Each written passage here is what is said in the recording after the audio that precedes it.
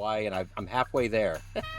Okay, I So, like it. I like it. but yeah, I'm in Kansas City, Missouri right now, in the middle of the country. So, um, Nice.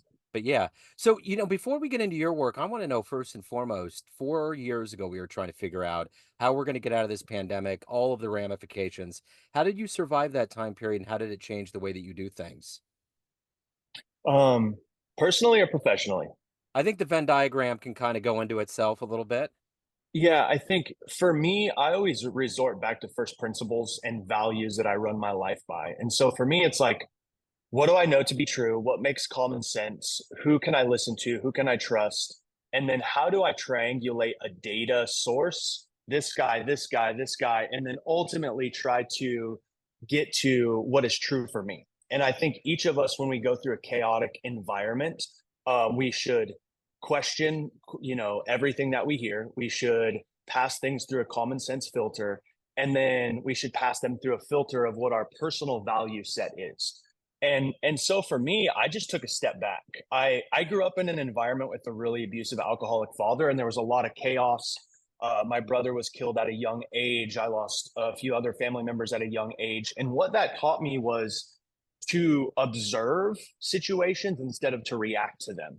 And so when anything gets stressful or chaotic, I have trained myself and I've learned through exposure to take a step back and to observe and question. And so when the pandemic hit, that's what we did. In the business, we saw our sales drop about 70% overnight. As soon as like lockdowns hit and this hit, it was like boom, and no one knew what to do. And so I called a team meeting. I brought all my employees together. At the time, we had about 10 of them. And I just tried to bring certainty to an uncertain time. I think the most important thing a leader can do is see a situation as it is, but not worse than it is. Then try to see it better than it is. Okay, how do we navigate through this? How do we create a plan? And then you go execute and take action on that plan. And so I sat my team down. I said, hey, I got no idea what's going to happen. Here's what we're going to do 30, 60, 90 days. Here's the plan. Here's how we're going to make sure that everybody gets paid, how the business survives. And not only that, but how we thrive. And then from a business standpoint, we exist as businesses to bring certainty of success to our customers with whatever it is, right? So we provide grooming products. We got to provide some level of certainty of success there. If you provide supplements, fitness, workouts, like clothes, whatever it is, right? People want certainty with the products that they're getting. Well, as a business or as a brand, you can also provide some emotional certainty, some community uncertainty. And so we started to ask ourselves, what are our customers feeling in this moment? And how can we add value to where they're at? How can we meet them where they're at? And so we created different types of content and different types of things, and we're just there experiencing the journey with them. We did some fun parody videos and tried to make people laugh.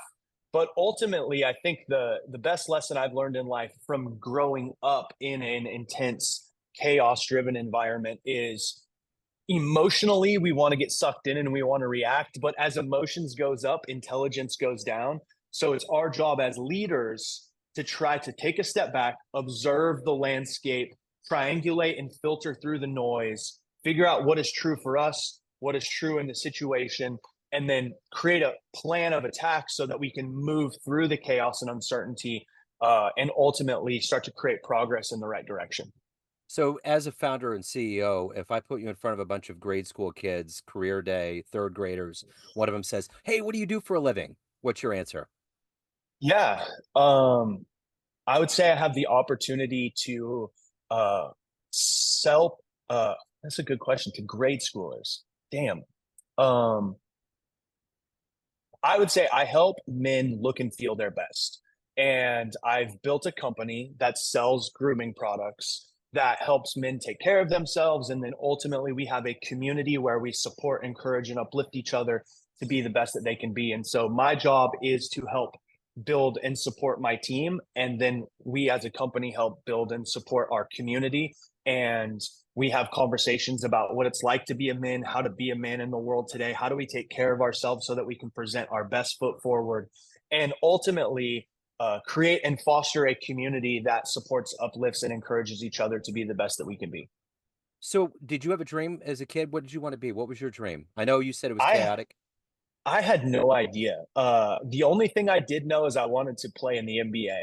Okay. No, it was like I grew up out in a small town in Oregon. It was called Sweet Home. There's like 6,000 people, and I had a basketball and a bicycle, and I didn't really have a lot of neighbors. And so I was either riding my bike, I was shooting my BB gun at birds and squirrels, or I was shooting hoops. And I just fell in love with Jordan. You know, I was born in '85, so I got to see kind of the rise of Jordan in the '90s, and I wanted to be a basketball player growing up. Yeah. Ultimately, being a short white dude didn't really help me out too I much. know that feeling. So let me ask you this. How did you get the business acumen? How did you grow into this role as being a leader and a CEO? Yeah, lots and lots of failure. I found a way to turn my failures into lessons, and I've used those lessons to get to where I am today. Ultimately, I never wanted to be an entrepreneur. I just wanted freedom. I wanted to live my life my way and be able to kind of create a life that was on my terms. And I grew up. My dad was a timber faller. He literally cut trees down for a living in Oregon. My mom was a stay-at-home mom. My dad lost his job working in the industry. My mom decided to go back to work in odds and ends, and she started a cleaning business. And so I just saw a lot of financial pressure and stress. I saw a lot of just kind of doing whatever you can to figure it out. And so one thing I decided very early on is I was never going to have to struggle for money. I didn't want to feel that stress or that uncertainty of what was going to happen. And so, I started my first business at 22. I put $50,000 on a credit card. I lost it all. I took out a personal loan for another 50,000. I lost it all, and I found myself broke and bankrupt at 23 years old with 100K in debt. And then I realized I just didn't know anything.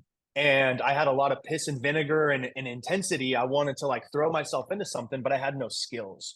And so, again, being able to observe versus react, I took a step back and I was like, people know something that I don't. And what do I want to do? And at that time, again, it was freedom. So I said, how can I create something that gives me the most freedom? And this was 2008, 2009.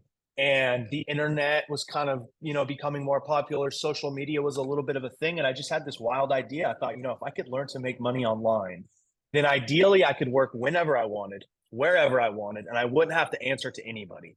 And if I could just do that, I didn't give a shit about anything else. And so I started buying books and training programs and going to seminars all about how to do internet marketing. And then I learned how to turn $1 in advertising into more and get that positive return on ad spend.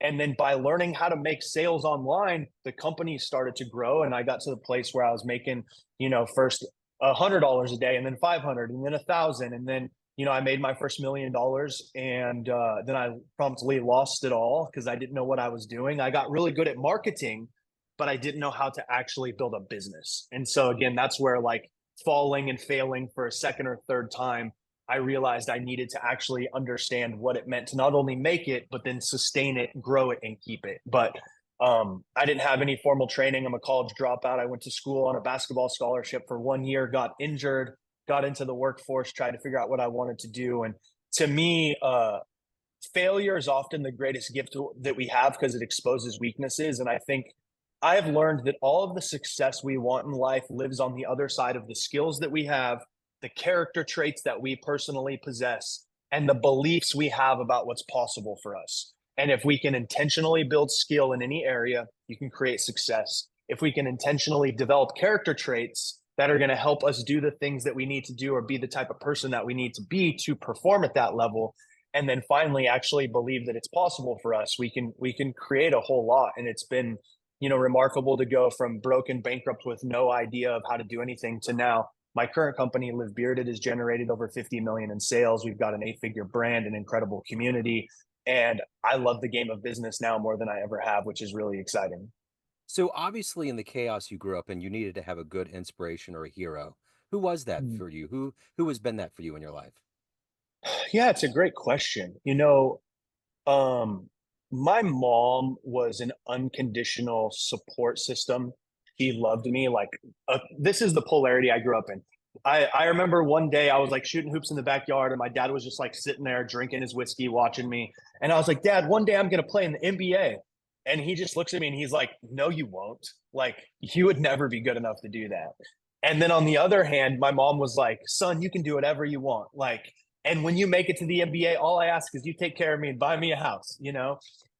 So I had that influence, but to be honest with you, my dad was such a negative force, and I sought his attention and his approval so much that I didn't realize how much of an incredible mother I had through the process until later when I had the opportunity to reflect back on it. But early on, man, it was just so when I was like 5 or 6 years old, I had this experience. I don't know how old I was, but I had this experience that changed my life forever. And this is what really helped kind of set me down a direction. I witnessed my mom and dad fighting. It was a very intense fight. And I got scared and I just kind of like curled up in the corner of the kitchen and I was crying. And my mom came in and she picked me up and she took me into my bedroom.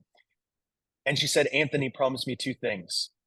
Promise me you'll never be like your dad, and promise me you'll never treat women the way that he treats me. And, little baby Anthony's like, okay, mom, I promise. And that was the moment where I started to observe behavior instead of react. Because in order to fulfill my mom's promise, I had to understand what not to do. Yeah. And so from a young age, I was like, well, why does my dad do this? And why does he do this? And when this happens, that happens. And, I got picked on a lot, low income, people made fun of me, whatever. And so I'd be like, well, why do they say these hurtful things? And why do they do that? And then as I got older, the question turned into why do we do the things that we do? And, in high school, I had an incredible basketball coach who really taught me how to work hard and how to achieve a marginal level of success. And then when I got into college, I stumbled across the Tony Robbins video. And he has his TED talk. And in the beginning of it, he's like, most people think I'm this loud motivator, but I'm not. I'm the why guy. I want to know why you do what you do.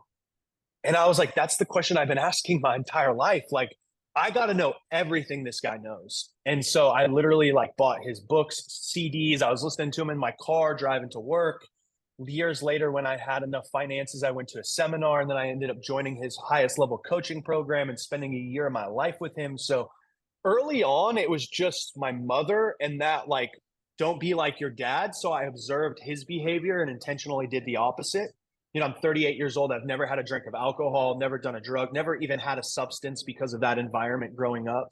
Um, High school, my basketball coach, Coach Risen, really helped me understand what work ethic was. And I saw how I wasn't that good. And then I worked really hard. And then I made the team. And then I made varsity. And then I was a all conference player and then honorable mention for state and some of these things. And I was like, wow, if I work my ass off, then like I can create results.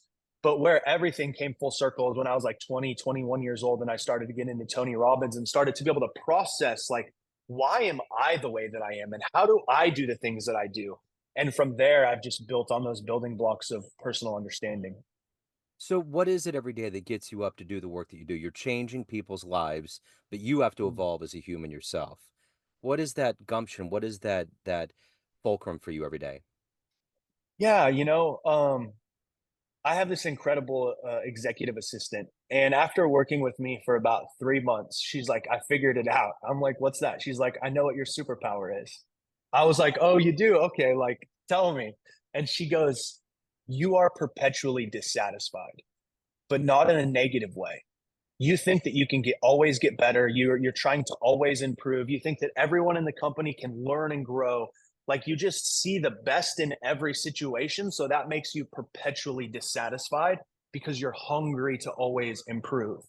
Um, I kind of coined the phrase achiever's curse because what I found in my life is it doesn't like I spend very little time looking back and thinking about how far I've come, a little bit more time where I'm at, but most of my time I'm looking into the future and I'm thinking, okay, this is how much farther I can go. This is what I can do.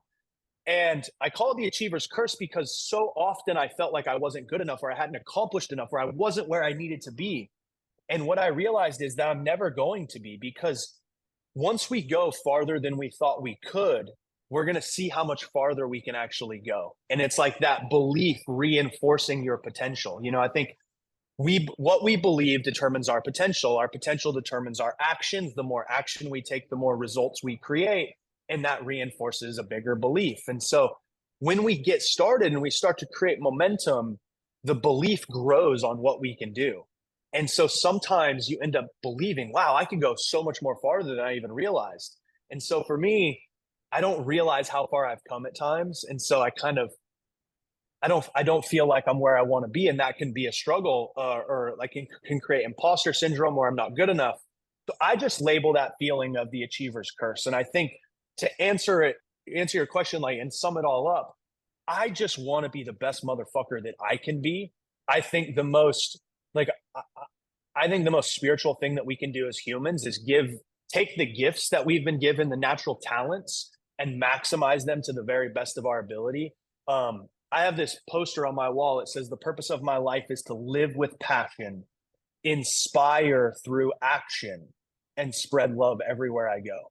And to me, that's like the purpose of my life. I get up every day because I'm passionate about what I get to do. I love business. I love the game of entrepreneurship. I think it's the game of life. Nothing happens in the world until something is sold from someone to someone for something Yeah. in the modern world that we live in. And so I feel privileged to be able to play that game. And I feel privileged to be able to have had the success that I have at this point. And with the Achiever's Curse, I'm like, holy shit, I got this far not knowing anything and also not really believing in myself. And now, like, I can't imagine how much farther I can go. And that makes me so fucking excited. Yeah. And then, I want to inspire others through action because I think that's the best way to lead. Like, don't listen to what I say, watch what I do, And then if we can just spread love everywhere we go and be a model for what's possible and encourage others along the way, I think to me, that's the best life that I could live. And that's what gets me up every day. So all of these things that you've overcome and evolved into at this point, everyone has a perception of you. Family, friends, one of your employees mentioned the dissatisfaction, but everyone sees you in a certain light, but you run the show. What's your perception of you? Who do you think you are? I think I'm just a regular dude who has been given this insatiable hunger to learn and grow. I'm perpetually curious. I'm excitable. I'm a beach bum at heart, and I love people. And I want to find a way to weave those three things together, those four things together in a way that allows me to live life on my terms, have a whole lot of fun doing it, and have an impact along the way. Later today, a time machine pulls up. You can go anywhere in the history of NBA annals and see one game. Where are you going? Game 6, Jordan, Utah Jazz, Okay. 98. I hear that all the time. So what was the one where you got the bad pizza? Was that in That was Utah? 97. Okay. All right. Yeah, I think it was the year before. I Yeah. don't know for sure. I've watched The Last Dance like 4 or 5 times, Yeah. but it was in Utah. They played Utah Jazz 2 years in a row. I Yes. think it was the first year. The second year is when in my office, I'm in Maui right now, but in my office I have the game winning shot behind me Man. because it just represents greatness. And I think Jordan is as good as anyone in their career that has ever existed in any profession, in Oh any yeah. support ever. 100%. If anyone wants to reach out, learn about your products, buy in any of the good business, where do they go? Yeah, I appreciate you asking, man. You can go to anthonymink.com, and I'm Anthony Mink on Instagram and across the socials. I'm putting out a lot of business and mindset content from my experiences. And then if you've got a beard or you want some kick-ass grooming products, you can check out livebearded.com. We've got some great stuff, and we stand by everything we offer. So we'd love to support you. This has been Kick-Ass. Anthony, thank you, sir. Thank you for your story, your passion. I love these stories. You're a hero to a lot of people. Keep doing the good work, man. Thank you, man. It's a pleasure to be on here. I love what you're doing with your podcasts as well. And I just want to say thanks for the questions and making me think this morning and having a fun chat. This has been great. It's been an honor. Send my love to Hawaii, man. All right, you got it. Take care.